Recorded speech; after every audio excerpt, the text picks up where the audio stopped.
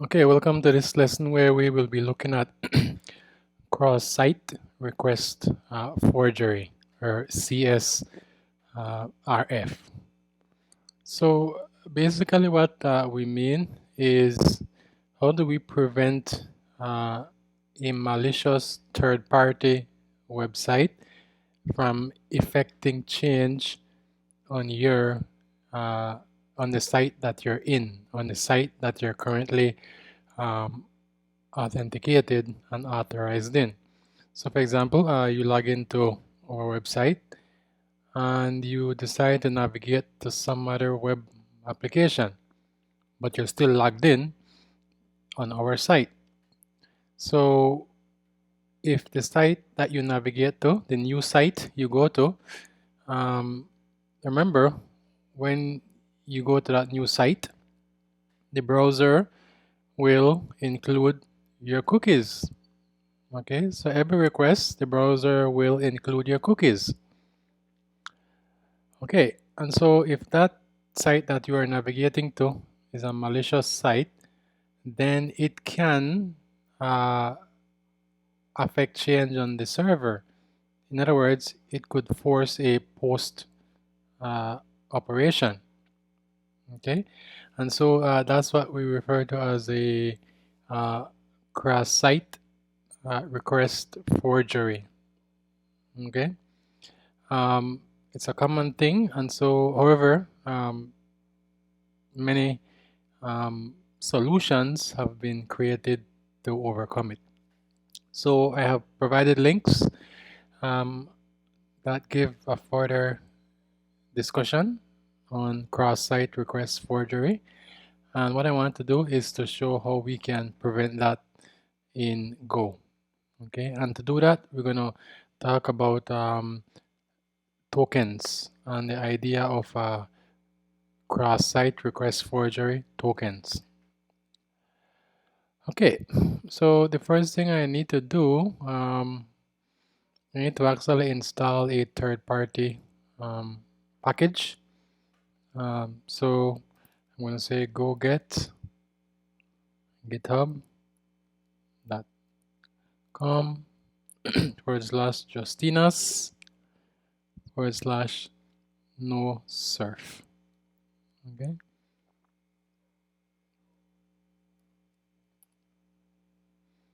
Okay, good. So let's discuss the steps that we're going to take.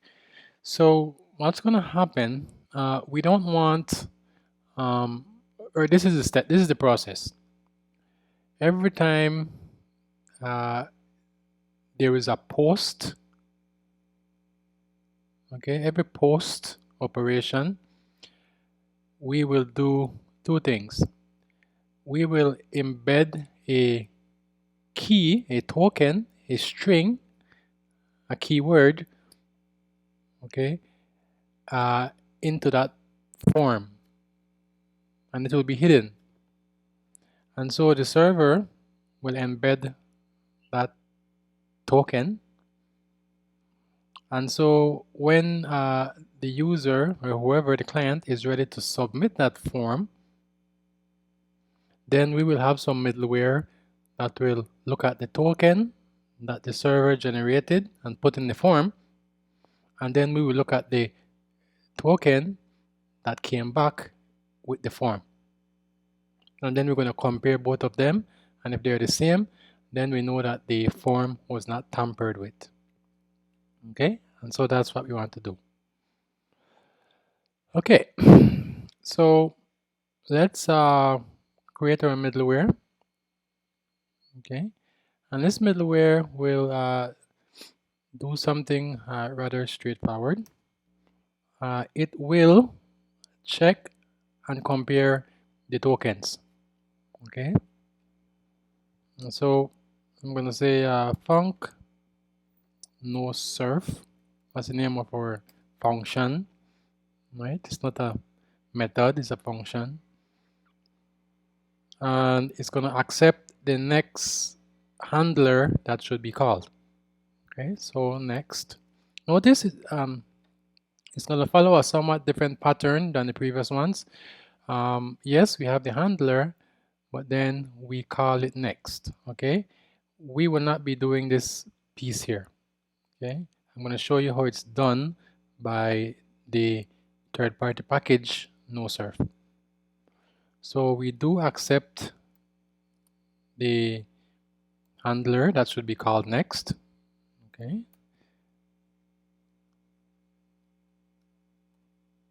All right. So that's like what we're used to. It will return HTTP.handler, right? Just like we're used to. However, what we will do is to actually do it in a different format. So I'm going to create a variable called CSRF, okay, handler. Okay. And so what I'm going to do, I'm going to say no surf, nope, small letters, no surf dot new. Okay. And then I'm going to provide next. So what's happening here? It tells me it constructs a new CSRF handler that calls the next specified handler if the CSRF checks succeed. So if it compares the token that is sent back with the one that it sent, the one that the server sent, and they're the same, then of course it will call the next handler. All right, they serve HTTP on the next handler. Okay, good. Now, one thing we can do is to specify certain parameters as to how the token should look like, or what it should have. Okay, in other words, like a cookie. So I'm going to say set base cookie.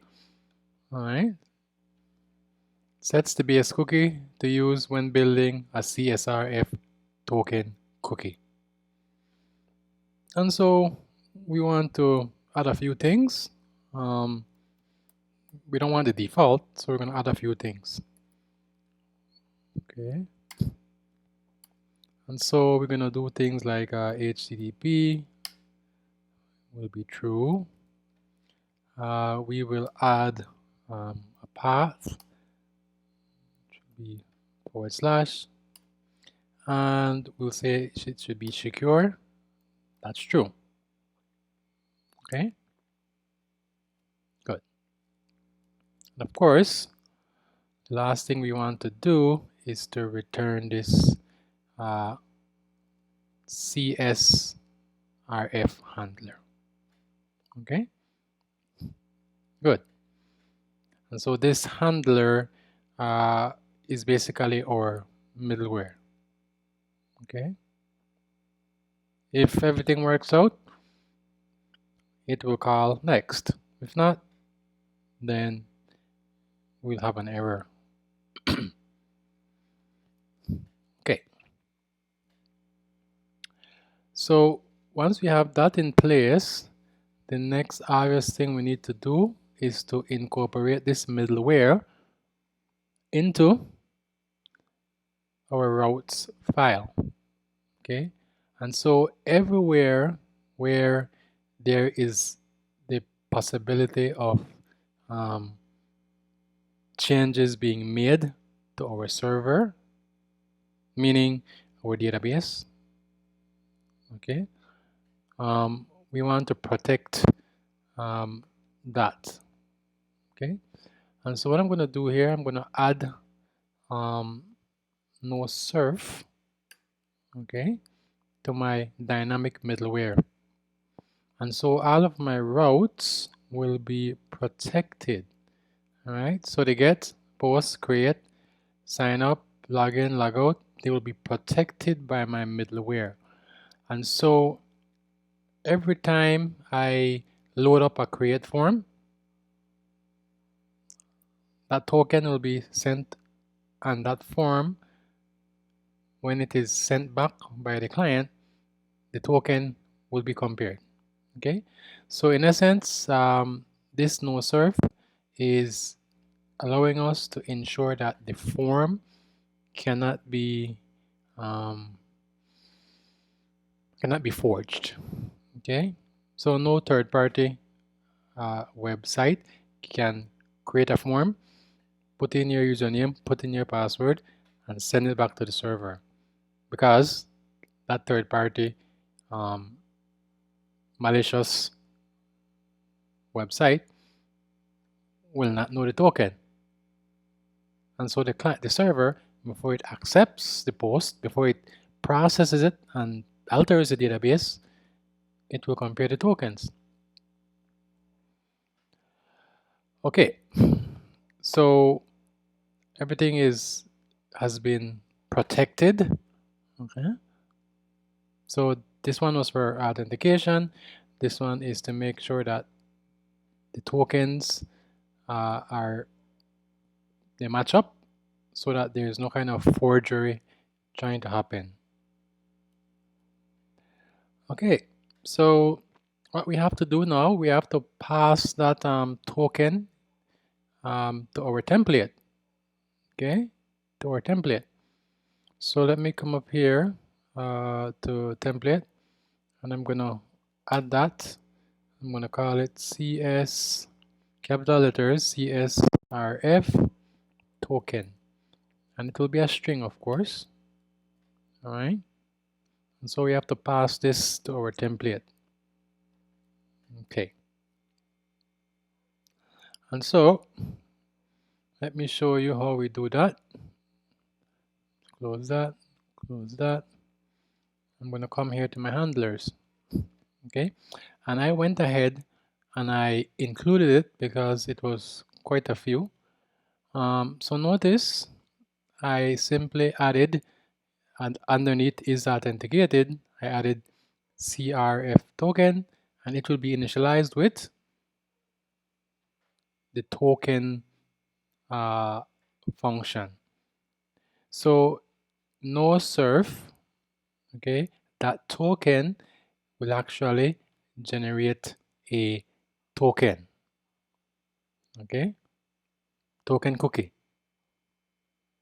So when the user sends a request, then we want to make sure we generate a token cookie, and we want to put that in the form. Okay, and I will do the same every time I execute a template. So you'll notice I put it here, okay, and I put it here. I put it here, and of course I put it in here, and everywhere else that you would expect it to be put, right here, here, and of course for login, we need to put that there, and we need to put that here, and of course that's it. Okay, so now you might be asking, good, so what do we do with this token cookie, with this string? Well, when we actually get the template, okay, so let's go to the templates, okay, login. So you'll notice that what I'm going to do, I'm going to protect any post method, okay. So if you notice here, right, this is a post method, this is for logout. And so what I'm going to do, I'm going to create an input field, okay, and so it's going to be hidden, meaning the user won't see it. And I'm going to give it the special name, this is in special name, CSRF underscore token, okay, that's a special name, right, and it's going to have a value of the token I passed in to the template, okay, and I'm going to do that for every post, okay, so I'm going to do that here, and of course they're the same token because I'm passing them in. So it's the same token, right, on this page. Okay. And then I'm going to do the same for all my other templates, right? Everywhere there is a post, I'm just going to put a hidden field. Okay. So I do the same for here, all right?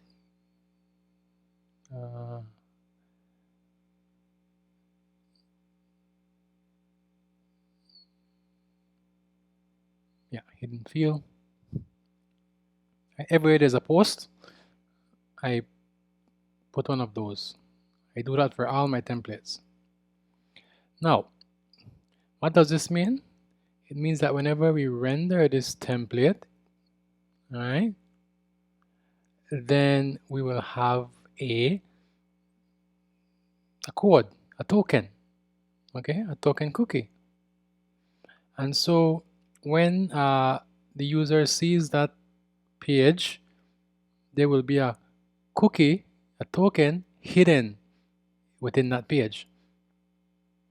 And so when the user hits submit, and this information goes back to the server, okay, then our middleware will actually, remember our middleware will actually be responsible, right, for getting the value from the template that is read back and then comparing it with the cookie that was generated, the token cookie that was generated when we did that here.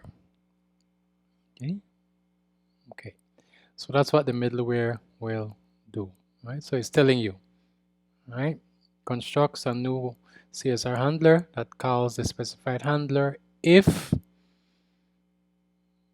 the check is true. Okay, so let's give this a run just to show you how it works in live action.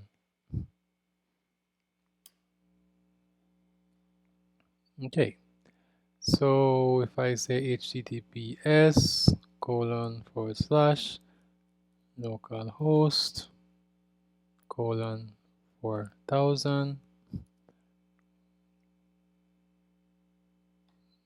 oops, localhost.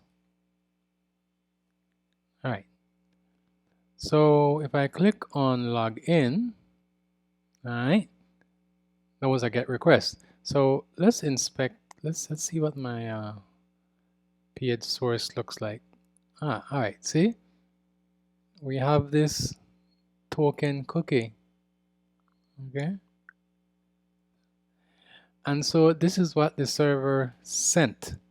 So the server generated this CSRF token, right? Cross Site Request Forgery token, and it put it in the form. And so when it sends the form, when the user performs a GET request, this token is in there. And so when we log in, okay, let's see, Apple Juice 2022, when I hit login, then this goes back to the server, which means it hits the middleware, the no-surf middleware, which will get that token from this form that is sent back, and it will compare. And if they happen to be the same, then it will pass this back, or it will send it on its way, which means that it will end up going to, okay, we go back to our routes, right? So when I finish with that,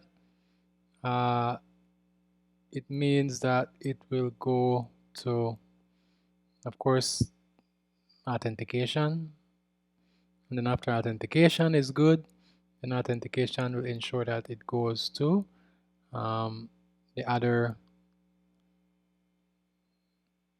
middleware. All right. And finally, it will get to plugin user. All right. Good. So in our case, it happens almost instantaneously. Okay, so I hope that made sense. Again, it's just a technique where we create a token, we embed it in the form, we send the form, and so when the form comes back, we look at the token that the form has in it, and then we compare it to what the server sent. And if the two tokens are still the same, then we know that the form was not tampered with. Okay, and that is how we prevent or mitigate Cross Site Request Forgery in Go. All right, and so that's it. That's the end of this lesson, and I will see you in the next one.